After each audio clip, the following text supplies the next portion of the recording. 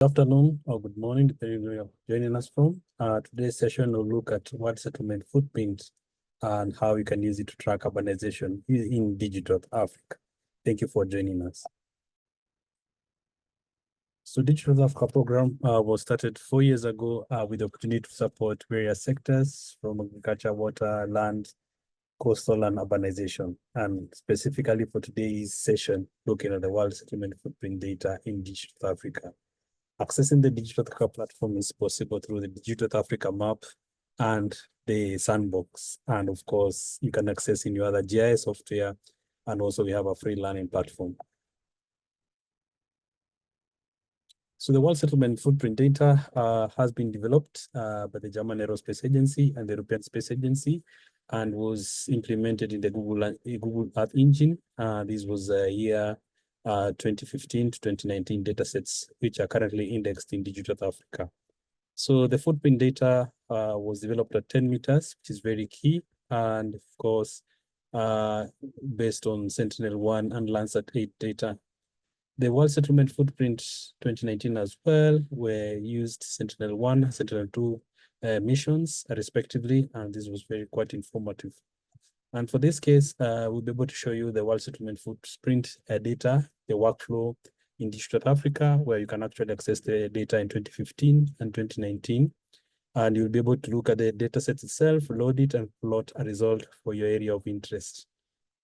So first method is to load the data.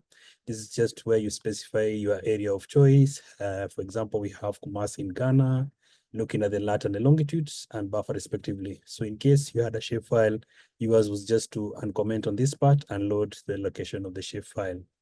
Then when you now load the area of interest, you're able to see the lat and long, this covering the extents of Kumasi in Ghana, which has experienced quite a lot of change over time. So when you load the data at 10 meters, you can be able to load the results for 2015, then later for 2019, and making a comparison. This will inform us how much the cities have grown over time. This is very impactful, especially for guiding planning of cities in Africa. Then the second step was that of the, loading the 2019 data, as you can see respectively. And I think as we speak right now, there are plans to add data for 20, this is 20, there will be data for 2019, which is and 2023 respectively. So when you look at now, when you load the data, we have it at 10 meters, as you've seen, and this 2019 as well. Then when we load the two data sets, we have now the data sets for 2015 and 2019 respectively. And you can be able to inspect the data and load the two step by step, and you'll be able to plot the results. The workflow is quite seamlessly, even if it's in English or French, the same workflow. So this is an example, what we have in 2015 and what we have 2019 at 10 meters. I think this is very key when we are guiding our policymakers in planning of our cities, or even showing them from space how our cities have grown over time. Same workflow now, then we can also calculate the area of change between the two time steps, and you can get your area in square kilometers, which is very key, looking at the change of our cities, the one of 2015, the other one of 2019, respectively. Then we'll be able to have a result as this one. This is the change, the result in 2015, 2019, and the change in which is around 56 square kilometers. This is quite interesting for a city which has grown over time, and Kumasi has experienced a lot of urbanization. Mostly rural to urban migration. Then we can also plot the spatial change for visualization, which is very key. And you can be able to plot it respectively according to this line of code. And you have a result as follows. So you'll see the growth in 2015 in gray, and the other one in yellow. You're showing changes in 2019, which seems like the city is growing towards the ring outside. Everyone is coming to the city, and this is very useful for guiding policymakers and researchers and stakeholders in urban planners, so as to guide them in tracking how sustainable the urban development strategies inform decision-making at local and national levels. So this is the typical workflow, just as I show you. In the sandbox, there's a notebook on the data sets, and you're able to load the world settlement footprint data, and you can see the area is Kumasi, and you can see respectively what is happening as we've discussed earlier on, and we can be able to look at different examples, different cities, or even other cities of your choice. This is just a world settlement footprint. Then the next example will be the world settlement footprint evolution. So looking at those, what you've just done right now, we can see now some examples of some cities. This is an example of Nairobi. We can see the time steps and how the growth has appeared. And this one is mostly in the outskirts of the city, showing how cities are actually changing their agricultural farms to have housing. This is quite alarming as well when you're doing your decision making and guiding governments on sustainable cities. This is a small example of Dodoma in Tanzania. The previous president actually gazetted that everyone should move to the capital, Dodoma, from Dar es Salaam. And that's why there was quite some change over time, as you can see, based on this example. Then now this is just an example of Johannesburg. Quite interesting. You can see a big change, over 100 square kilometers of change, growth in the city of, as you can see. I think this will be the other way around if you are comparing cities in Europe who've tried to decentralize activities. So next one is the world settlement footprint evolution, which is a build-on of the previous work that you've discussed. But now this one is based on Landsat data, going back as early as 1985, 2015, same with the developments of the European Space Agency and the German Aerospace Agency working on this data. And based on availability of Landsat data, they were able to give scoring inputs on whether some areas had data or some lacked some data and how to mitigate that. The same workflow is similar with the world settlement footprint. And now in the evolution, we're able to load the data respectively, as you can see, and also the way it guides also in the sustainable urban development. So this was just an example of a city in Egypt, Mansoura. You can see the latitude and longitude respectively. You can do this example for any city of your choice. And remember, this is just the lat and long. And if you want to use your shapefile, you just uncomment here and comment this one so that you can load to the particular shapefile or JSON file. As you can see, the other step of displaying the data, we have the city Mansoura, as you can see, in Egypt, and the extent of how it has grown over time. And we can now load the data sets, which is at 30 meters because it's based on Landsat data. This is quite informative, going at least over 30 years and 35 years to guide how the city has grown over time and what were the dynamics that you can help guide decision making. So this one, as we load the data, it will confirm the periods from 1985 to 2015, around 30 years of data, giving you the different scores for because of the cloud cover and the availability of the data sets at that particular areas. So this is one of the potential results that we get for the city over time, the possibility of having the data sets and how the city has grown around it. And this is the score of the availability of data for the particular region.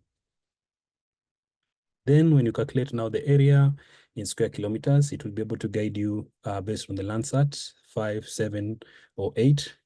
And also, respectively, it also compares with the world settlement footprint data, which gives good comparison on how we are using this free open data. So this one now shows you the growth of the city over time from 85, potentially growing and growing and growing. And this also confirms with the urban growth in Egypt.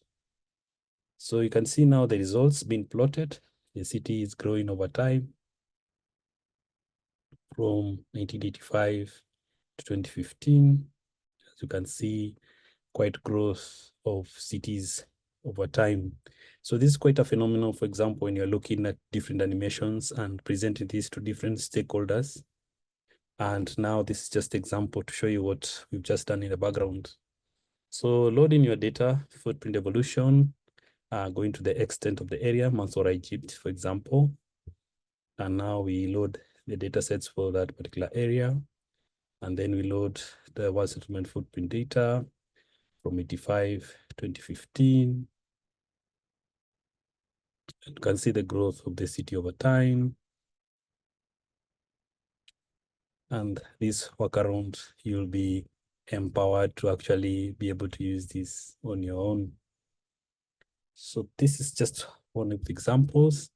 And as we show now in the next one is just an example of some of the cities. This is an example of Addis Ababa. You can see how it has grown over time.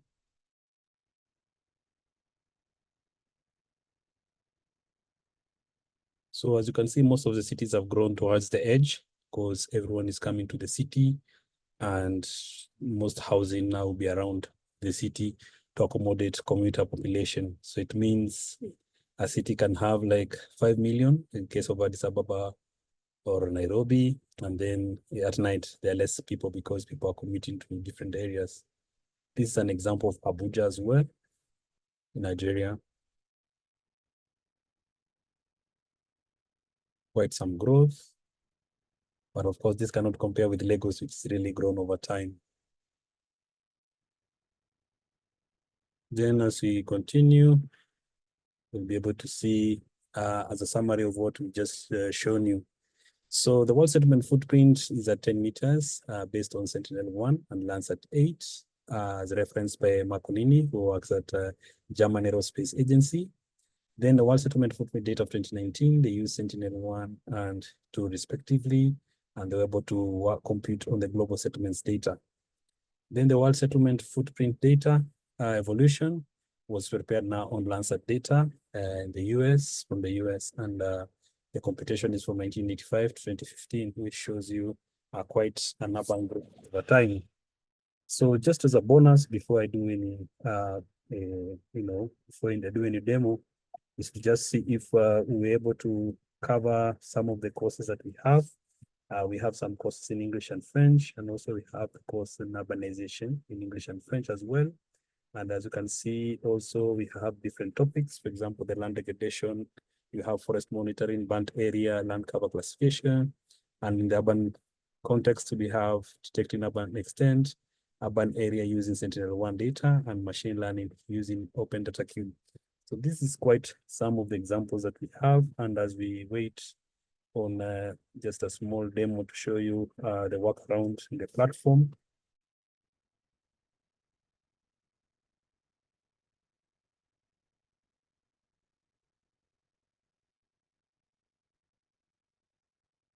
So we can be able to see now the change on the sandbox, what's really happening.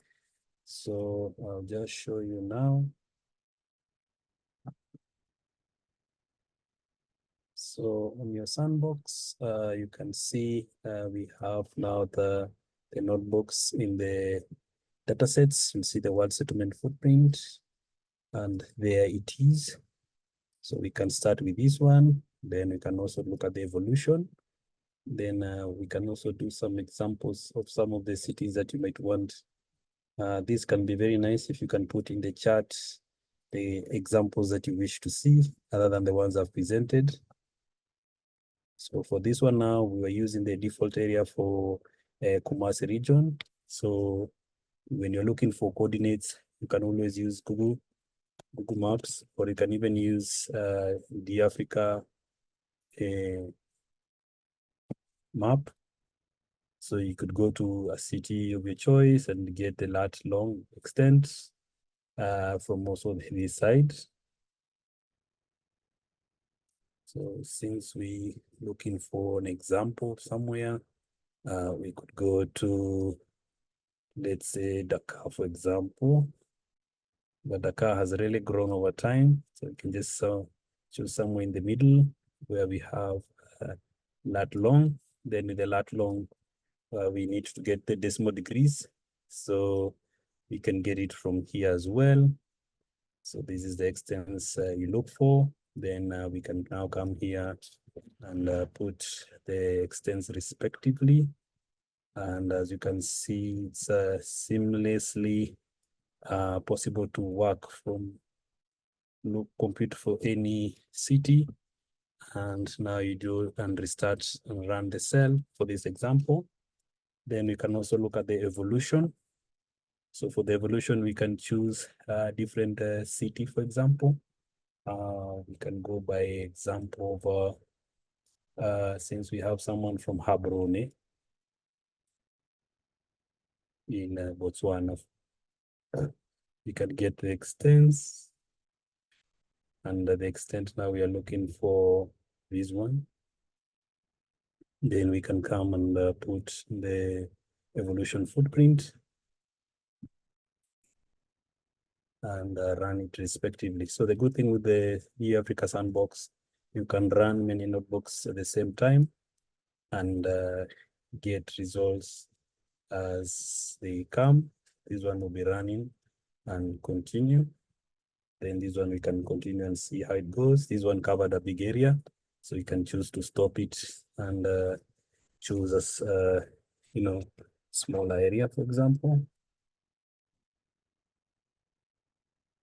So you can also choose to add something there so that you can get the display. So this one should be now something around that figure.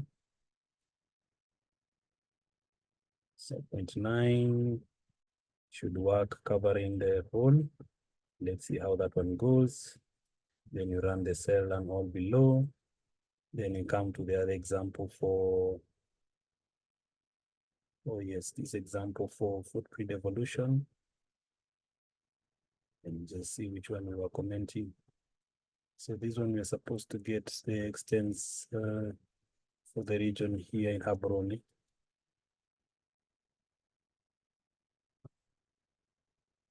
So that's where I put the coordinates of the wrong area.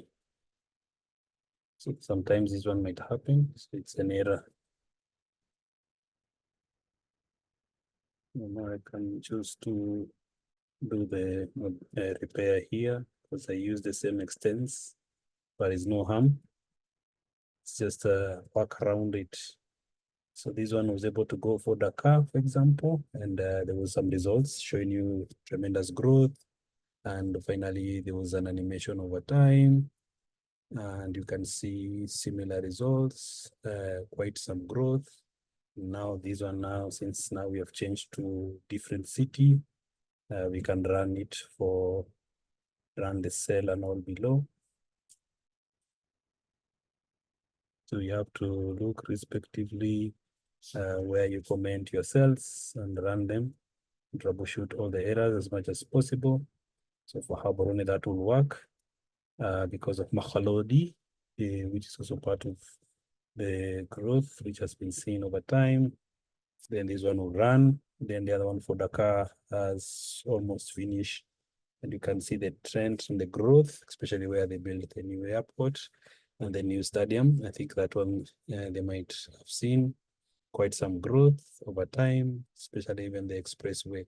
So this is quite interesting results. And whenever you want, you can always screenshot and save an image for your report or a result.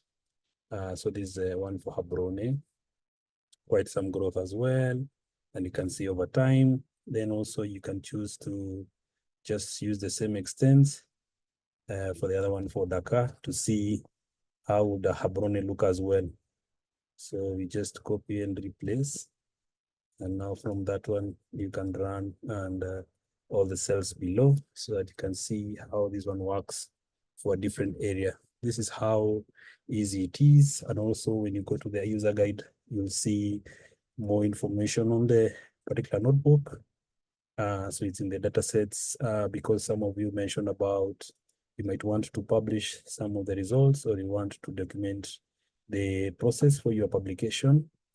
And the other one, they are all available here and we continue to respond as quickly as possible. Then also we have the training courses in English and French, and Joseph has informed me the water bodies in French is ready, and we have other courses in urban coastlines sector, etc. So at least you have an extra certificate. And also for the live sessions that we have every week, we share them on our YouTube channel. This is here. You can see the last session by Joseph and the other session which was done by Fatou Same for Centers for Ecology. So this program is ours to help and take it far and connect with everyone, leaving no one behind. And let me see this one. You can see quite some growth as well over time and around the extents of the city. And we have these sessions in English and French. Today is in English, and the next week it will be in French. And this helps us to empower ourselves. So even now, and I show you the areas that remained, we've covered the courses, as you can see, and also we've covered all the topics for today. And also we'll have sessions in August. We keep you informed and acknowledging the partners who've made this program successful. Connecting with us every week in English and French, and pausing there in case there's any question.